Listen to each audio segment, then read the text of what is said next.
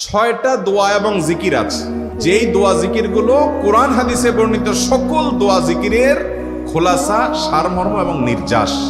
এই ছয়টাকে যদি কোনো মুসলমান নিয়মিত আঁকড়ে ধরে, তাহলে কোরআন এবং হাদিসের যত দোয়া এবং জিকির আছে কেমন যেন তার নির্যাসটা নিয়মিত সে আমল করবে। বলবো সেগুলা। এই ছয়টা দোয়া এবং জিকিরের মধ্যে সর্বপ্রথম হলো নবী করিম সাল্লাল্লাহু আলাইহি সাল্লামের প্রতি দুরূদ প্রেরণ করা।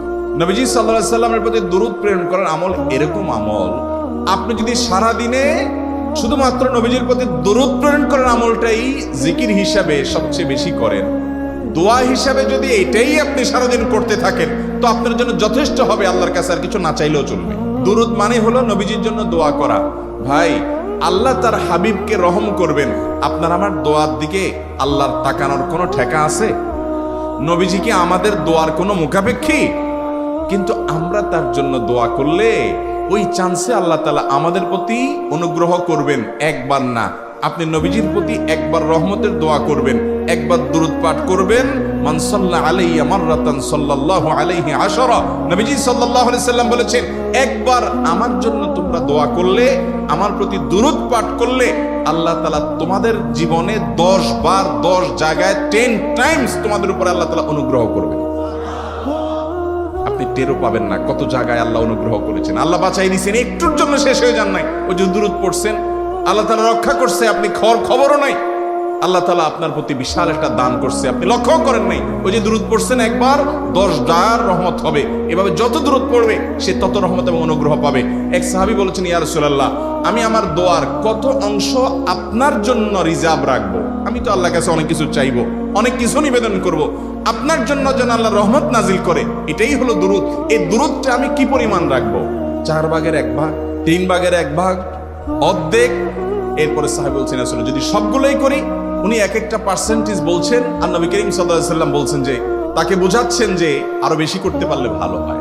তো সাহাবী বাড়াইতে বাড়াইতে শেষ পর্যন্ত বলেন যে, আমার দোয়া যদি সবগুলো আপনার জন্য করি, আমি যদি আর কোনো দোয়া না করি, শুধু আপনার জন্যই দোয়া করি। নবী করিম সাল্লাল্লাহু আলাইহি সাল্লাম তাকে সুসংবাদ দিলেন যে, তাহলে তোমার আর কোনো সমস্যা থাকবে না, সব সমস্যা দূর হয়ে যাবে, তোমার কোনো পেরেশানি থাকবে না। ভাইরা আমার, দুরূদের আমল এমন একটা আমল যে আপনার জীবনে কোনো বিপদ, কোনো মুসিবত, কোনো পেরেশানি, কোনো সমস্যা দেখা দিয়েছে, আপনি যদি দুরূদ পড়তে থাকেন, কোনো কিছু মনে আসছে না, অনেক সময় ছাত্র জিজ্ঞেস করে, ভাই পরীক্ষার হলে পড়া ভুলে গেছি, কি করবো? আমাকে দুরূদ পড়া শুরু করেন। আরবদেরকে দেখা যায় কোনো কিছু ভুলে গেলে তারা বলে আল্লাহুম্মা সাল্লি আলা মুহাম্মদ, আল্লাহুম্মা সাল্লি আলা মুহাম্মদ, এটা শুরু করে তারা। কারণ নবী করিম সাল্লাল্লাহু আলাইহি সাল্লাম এর হাদিস থেকে স্পষ্টভাবে, একটি নয় বহু হাদিস থেকে প্রমাণিত, যে ব্যক্তি দুরূদটা নিয়মিত পাঠ করবে, সালাত আলান নবীটাকে যে ব্যক্তি আঁকড়ে ধরবে, সব সময় তার মুখ থেকে সালাত সালাত সালাম চলতে থাকে, এই ব্যক্তির সকল গুনাহ আল্লাহ মাফ করে দিবেন, সকল পেরেশানি আল্লাহ তাআলা মুক্ত করে দিবেন। ভাইরা আমার, দুরূদের আমলটা এত গুরুত্বপূর্ণ আমল। এটা আমরা করি এখন। অনেকে আছেন যে আনুষ্ঠানিকতা যখন থাকে দুরূদের, মিলাদের, তখন একটু সালাত আলান নবী যেভাবেই করেন। আর বাকি অনেকে আছেন যেগুলো করারও কোনো খোঁজ খবর নাই। দুরূদ বেশি বেশি করে পাঠ করবো তো ইনশাআল্লাহ। সবচেয়ে শ্রেষ্ঠ দুরূদ, সবচেয়ে উত্তম দুরূদ হলো দুরূদ ইব্রাহিম, যেটা নামাজে পড়েন। আর সবচেয়ে সংক্ষিপ্ত দুরূদ হলো সাল্লাল্লাহু আলাইহি ওয়াসাল্লাম। এছাড়া নবীজির প্রতি দোয়ামূলক যে কোনো দুরূদই আল্লাহর কাছে গ্রহণযোগ্য হতে পারে, যদি দুরূদের অর্থের মধ্যে, কথা বলার মধ্যে খারাপ কিছু না থাকে। দুরূদের নামে অনেকগুলো দুরূদ প্রচলিত আছে বিভিন্ন বই পুস্তকে, অমুক দুরূদ পড়লে অমুক এত নেকি হয়, বা অমুক দুরূদ পড়লে এতবার পড়লে ওই বিপদ দূর হয়। এগুলো কোনো হাদিস নির্দেশিত না, এগুলো হয়তো কারো তাজরিবা, অভিজ্ঞতা নির্ভর। কিন্তু হাদিস নির্দেশিত দুরূদ হলো দুরূদ ইব্রাহিম, আর সবচেয়ে সংক্ষিপ্ত দুরূদ হলো সাল্লাল্লাহু আলাইহি সাল্লাম। অর্থের ভিতরে যদি খারাপ কিছু, শিরকের কিছু না থাকে, নবীকে আবার আল্লাহর পর্যায়ে পৌঁছানোর মতো গোমরাহি যদি না থাকে দুরূদের অর্থের মধ্যে, তাহলে যে কোনো দুরূদই আপনি আল্লাহর কাছে পেশ করতে পারেন। তাহলে 6টা দোয়া হলো কোরআন হাদিসের শত শত সহস্র দোয়ার নির্যাস এবং খোলাসা। তার 1 নম্বর হলো দুরূদের আমল। করবো না বেশি বেশি ইনশাআল্লাহ? আমার জীবনে বহুবার এমন হয়েছে, বহুবার এমন এমন বিপদ যে দেয়ালে পিঠ ঠেকে গেছে, এখান থেকে উদ্ধারের কোনো পথ আর চোখের সামনে দেখা যাচ্ছে না। আমি এই আমলটি, এর পাশাপাশি ইস্তেগফারের আমল, যেটা 2 নম্বরে বলবো আমি, এই দুটি আমল কন্টিনিউয়াসলি করে গেছি। হরদম প্রতি নিঃশ্বাসে নিঃশ্বাসে, বাস টয়লেটের টাইম বাদে বাকি ফুল টাইম এটা দুরূদ এবং ইস্তেগফার অব্যাহত রাখছে। আল্লাহ তাআলা এমন ভাবে অলৌকিক ভাবে উদ্ধার করেছেন যে আমার কল্পনায়ও আসে না যে এখান থেকে এভাবে হেল্প হতে পারে। ভাইরা আমার অভিজ্ঞতার 2 পয়সার কোনো মূল্য নাই। আমার অভিজ্ঞতা কি আসলো না আসলো এটাতে কিছু আসা যায় নাই। রহমতুল লিল আলামিন আল্লাহর রাসূল আল্লাহর নবী ওয়াদা করেছেন যে আপনার পেরেশানি দূর হবেই হবে ইনশাআল্লাহ। অতএব দুরূদের আমল বেশি বেশি করব না ইনশাআল্লাহ। নাম্বার 2, ইস্তেগফার। ইস্তেগফার এটাও বেশি বেশি করতে হবে, দুরূদও বেশি বেশি করতে হবে। দুরূদের ব্যাপারে নবী করিম সাল্লাল্লাহু আলাইহি সাল্লাম এক হাদিসে বলেছেন, আকসিরু আলাইয়া মিনাস সালাতি মিন ইয়াউমিল জুমআতি ওয়া লাইলাতিল জুমআহ।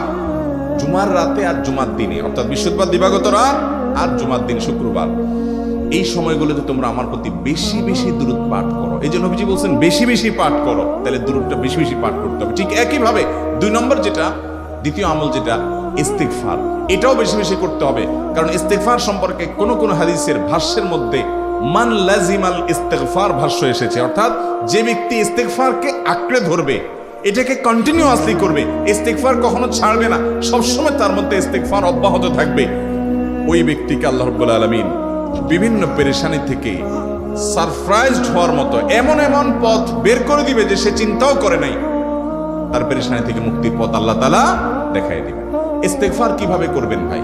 ইস্তেগফার এমন একটা আমল, এটা ছাড়া তো আমাদের উপায় নাই ভাই। ইস্তেগফার আমাদের দুনিয়ার পেরেশানি দূর করবে, আখিরাতের পেরেশানি দূর করবে। দুনিয়ার পেরেশানি আমাদের বিপদ আপদ মুসিবত, এগুলো রিজিকের অনটন অভাব এগুলা, আর আখিরাতের পেরেশানি হলো আমাদের পাপ গুনাহ এগুলা।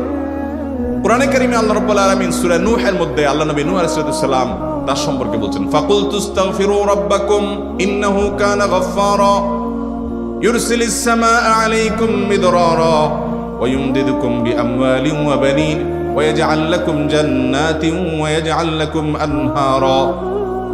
তিনি বলেন, আমি বলেছি আমার জাতিকে তোমরা ইস্তেগফার করো, আল্লাহর কাছে ইস্তেগফারটা করতে থাকো। রুটি রুজি নাই, চাকরি নাই, ইনকাম নাই, ব্যবসা খারাপ যাচ্ছে, পেরেশানি হচ্ছে, ইস্তেগফার ধরো। কি হবে? ইন্নাহু কানা গাফফারা। যদি ইস্তেগফার করো, 1 নম্বর লাভ হলো আল্লাহ মাফ করে দিবেন গুনাহ। ইউরসিলিস সামাআ আলাইকুম মিদরারা, যাতে ফসল ভালো হয়, রিজিক ভালো হয়, সেই ব্যবস্থা আল্লাহ করবেন। ওয়া ইউমদিদুকুম বিআমওয়ালিন ওয়া বানিন, ছেলে মেয়ে হয় না অথবা ভালো ছেলে মেয়ে নাই, আল্লাহ তাআলা নেক সন্তান দিয়ে তোমাকে শক্তিশালী করবেন, সম্পদ দিয়ে শক্তিশালী করবেন। ওয়া ইয়াজআল লাকুম জান্নাতিন ওয়া ইয়াজআল লাকুম আনহারা, আল্লাহ তাআলা প্রসবন দিবেন, ফসল দিবেন, বরকত দিবেন রুজিতে। কিসের মাধ্যমে? ইস্তেগফার। কিসের ফা? আহা, ইস্তেগফারের আমল আমাদের দেশে মানুষ আমরা জানি না ভাই। এটাও আরবদেরকে আমি দেখেছি সারাক্ষণ তারা অবসর সময়গুলোতে ইস্তেগফার করতে থাকে, আস্তাগফিরুল্লাহ ওয়া আতুবু ইলাইহি, আস্তাগফিরুল্লাহ আস্তাগফিরুল্লাহ। মানে কি? আল্লাহর কাছে আমি ক্ষমা প্রার্থনা করি, আল্লাহর কাছে আমি মাপ চাই, আল্লাহর কাছে আমি তওবা করি, আল্লাহর দিকে আমি ধাবিত হই, আল্লাহর কাছে আমি ফিরে যাই, আস্তাগফিরুল্লাহ আস্তাগফিরুল্লাহ। আপনি বসে আছেন নিরিবিলি, ভাইরা আমার এখন আর নিরিবিলি বলতে কোনো সময় নেই, এখন আর ফ্রি টাইম নেই, এখন আর আমাদের অবসর টাইম নেই। আস্তাগফিরুল্লাহ কখন বলবো? মোবাইল টিপতে টিপতে টিপতে টিপতে, ফেসবুকের নোটিফিকেশন দেখতে দেখতে দেখতে, লাইক কমেন্ট গুনতে গুনতে আমাদের এখন কোনো ফুরসত নাই। বাহিরে তো নাই, টয়লেটে গেলেও তখন আমাদের ব্যস্ততা মোবাইল নিয়ে, ফেসবুক নিয়ে, ঘুমাইতে গেলেও আমাদের ব্যস্ততা।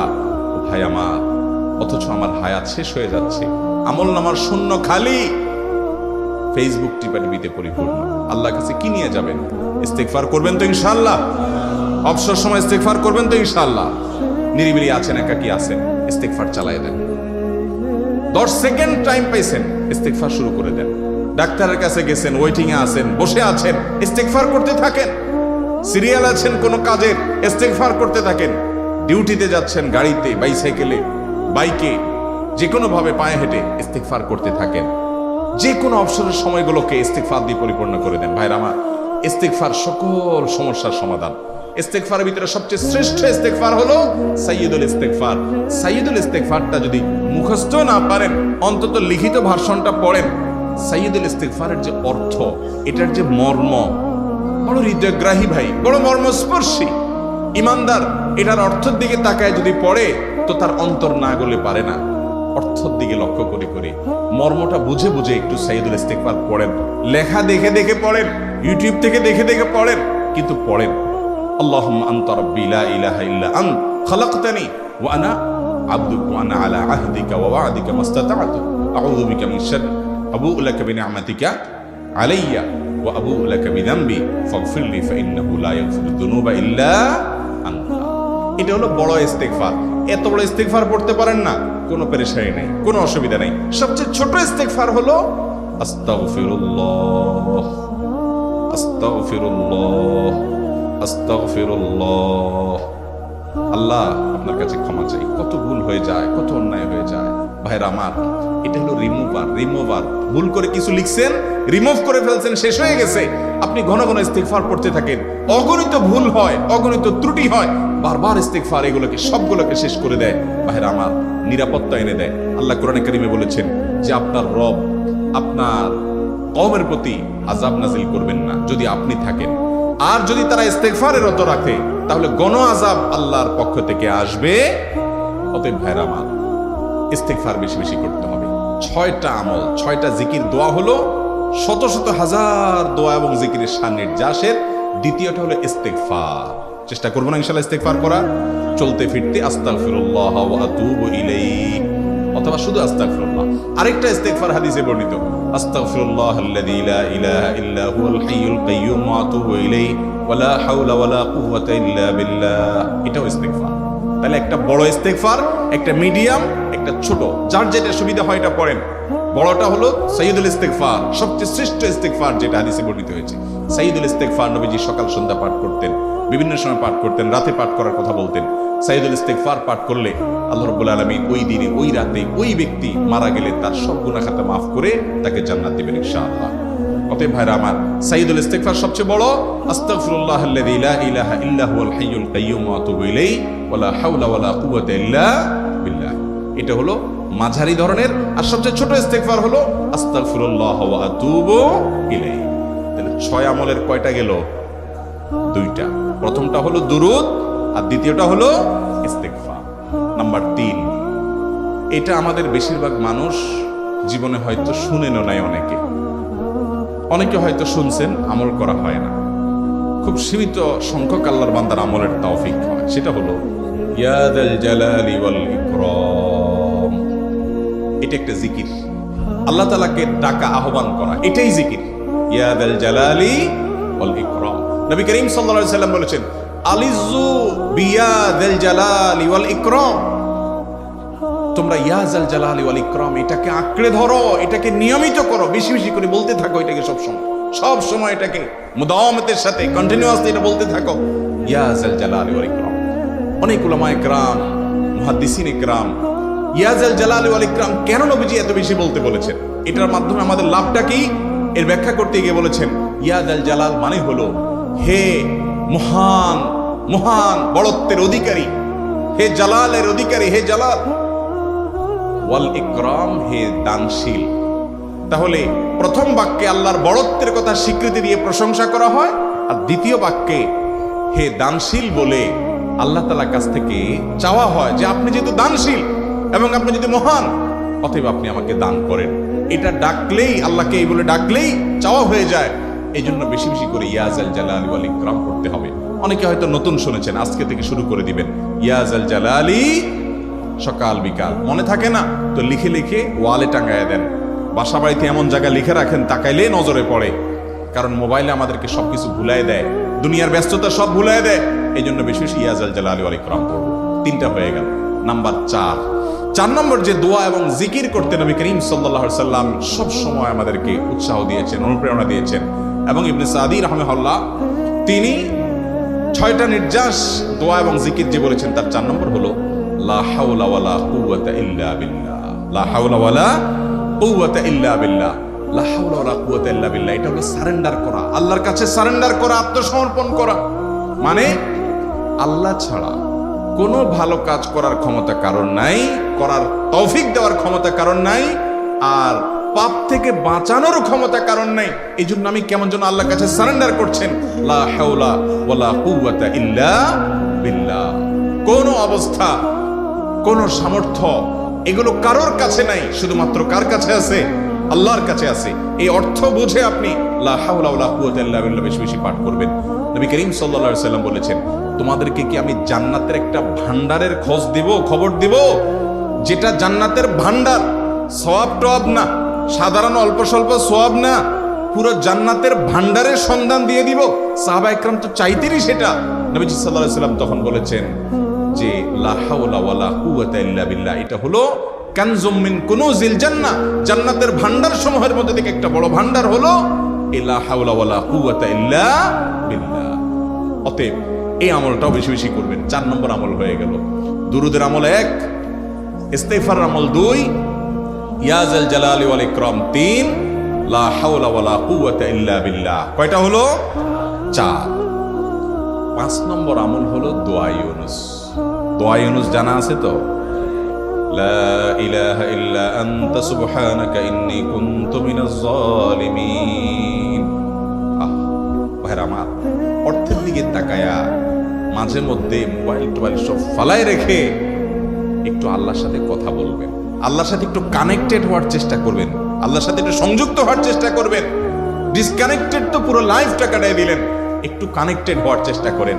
প্রতিদিন কিছু সময় বসে একটু জিকির করেন, চলতে ফিরতে একটু আল্লাহকে সময় দেন। আপনি উপকৃত হবেন, আপনার কল্ব জিন্দা হবে, আমল নামা সওয়াবে পরিপূর্ণ হবে। লা ইলাহা ইল্লা আনতা সুবহানাকা ইন্নী কুনতু মিনাজ জালিমিন। অর্থের দিকে তাকান, কত মর্মস্পর্শী। লা ইলাহা ইল্লা আনতা, আল্লাহ আপনি ছাড়া কোনো সত্যিকারের মাহবুদ নাই, উপাস্য নাই। সুবহানাক, আপনি পবিত্র, আমি আপনার পবিত্রতা জ্ঞাপন করছি।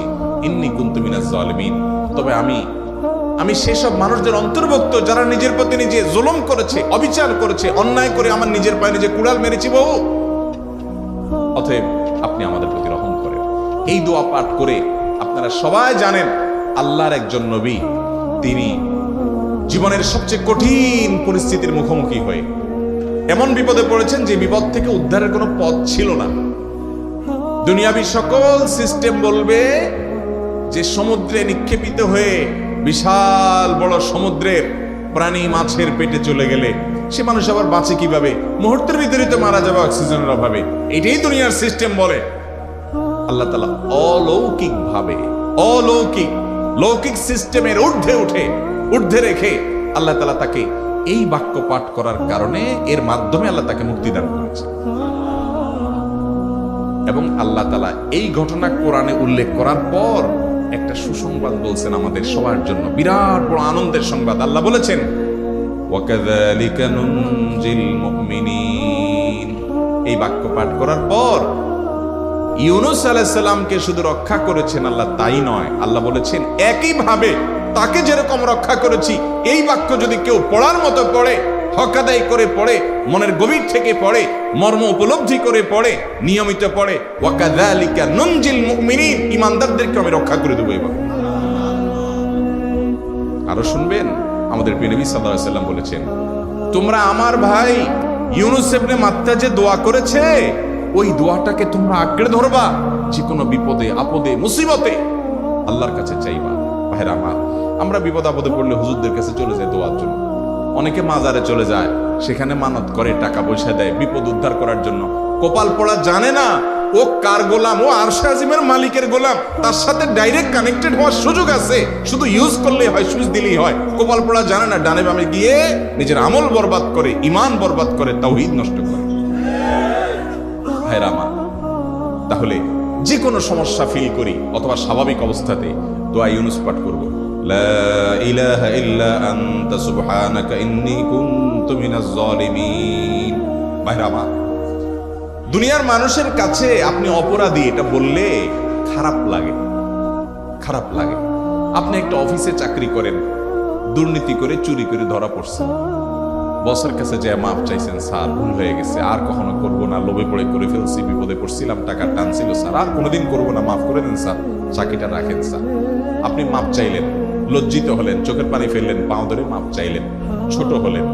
এই ছোট হওয়ার পরে আপনার চাকরি যদি টিকেও যায়, বস যদি আপনাকে মাফ করেও দেন, তারপরেও কি আপনার কাছে ভালো লাগবে? না এত বড় একটা অঘটন ঘটলো, ছোট হলেন, সবার সামনে লজ্জিত হলেন, অনুতপ্ত হলেন, ধরা পড়লেন, মাপ চাইতে হলো, এই জন্য আপনার খারাপ লাগবে না? কিরকম খারাপ লাগা লাগবে? এত খারাপ লাগে অনেকে সহ্য করতে পারে না, গুনাহের দিকে চলে যায়, আত্মহত্যা পর্যন্ত করে ফেলে। এই বেইজ্জতি সহ্য করতে পারে না, ঠিক না ভাই? ঠিক। মানুষের কাছে মাপ চাইলে, মানুষের কাছে ছোট হলে মানুষের কষ্ট হয়। অদ্ভুত। আরশে আজিমের মালিকের কাছে সেজদায় পড়ে চোখের পানি ফেলে যদি স্বীকার করেন, ও মালিক, নামাজ পড়ি নাই, বড় জুলুম করেছি, কাবিরা গুনাহ করেছি, ও মালিক, হারাম জিনিস দেখে ফেলেছি, খারাপ জিনিস শুনে ফেলেছি, পাপ করেছি, অপরাধ করেছি মালিক, জাহান্নামের যে বিবরণ হাদিসে আসছে এটা সহ্য করার ক্ষমতা আমার নাই, আপনি আমাকে মাফ করে দেন।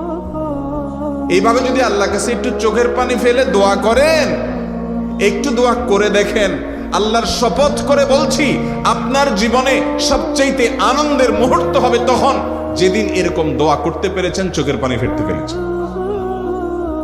দুনিয়ার মানুষের কাছে ছোট হলে মানুষের মনটা সংকীর্ণ হয়, ছোট হয়, মানুষ অপমান বোধ করে, খারাপ লাগে।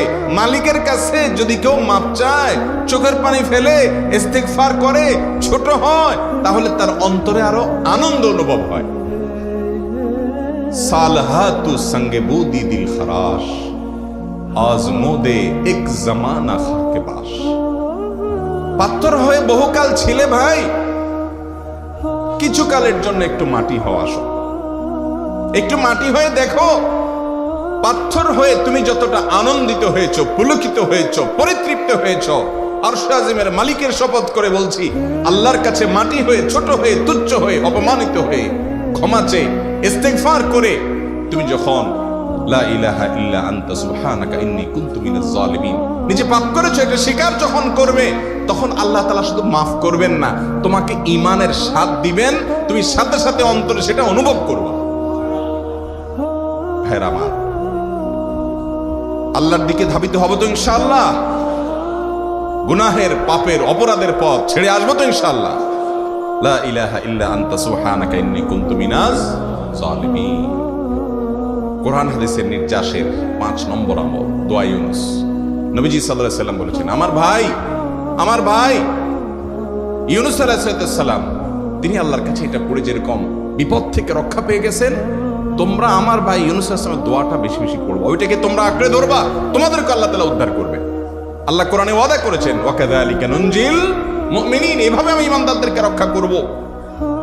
অতএব ভাইরা আমার, বিপদ আপদে ওই মাজারে দৌড় দিবেন না, হুজুরের কাছে দোয়া চান, এটাতে দোষের কিছু নাই, কিন্তু সবকিছুর আগে আপনি নিজের মালিকের কাছে চান। আমরা অনেকে দোয়া করি না, কেন করি না? আমরা মনে করি, যাই রে, আমি এত গুনাহগার মানুষ, আমার দোয়া কবুল হবে, এই জন্য হুজুরের কাছেই শুধু যায়, যে হুজুর যদি কিছু বলে দেয়। আল্লাহর কাছে ডাইরেক্ট চাইলে যে পাওয়া যাবে, এটা অনেক মুসলমান বিশ্বাস করে না, ভালো করে জানে না। ভাইরা আমার, আল্লাহ কোরআনে বলেছেন, উদউনি আস্তাজিব লাকুম, তোমরা আমার কাছে দোয়া করো, আমি কবুল করব। ওয়াদা করেছেন আল্লাহ তাআলা। আমার রব কি ওয়াদার খেলাফ করে? আমাদের রব ওয়াদার খেলাফ করে? ইন্নাহু লা ইউখলিফুল মিআদ, তিনি ওয়াদার খেলাফ করেন না। তিনি বলেছেন তোমরা দোয়া করো, হালাল বক্ষণ থাকে, যদি হালাল উপার্জন যদি থাকে, শরীরে যদি হারাম যদি না থাকে, শর্ত আদায় করে দোয়া যদি করেন, দোয়া করে আবার হুলস্থুল যদি না করেন, তাড়াহুড়ো যদি না করেন, দোয়া করে আল্লাহর কাছে দরখাস্ত জমা দিয়ে দেন, দুরূদ পাঠ করেন, শর্ত আদায় করে দোয়া করেন, আপনি যত অপরাধী হন, যত গুনাহগার হন, যত পাপিষ্ঠ হন, আল্লাহ আপনার দোয়া কবুল করবে।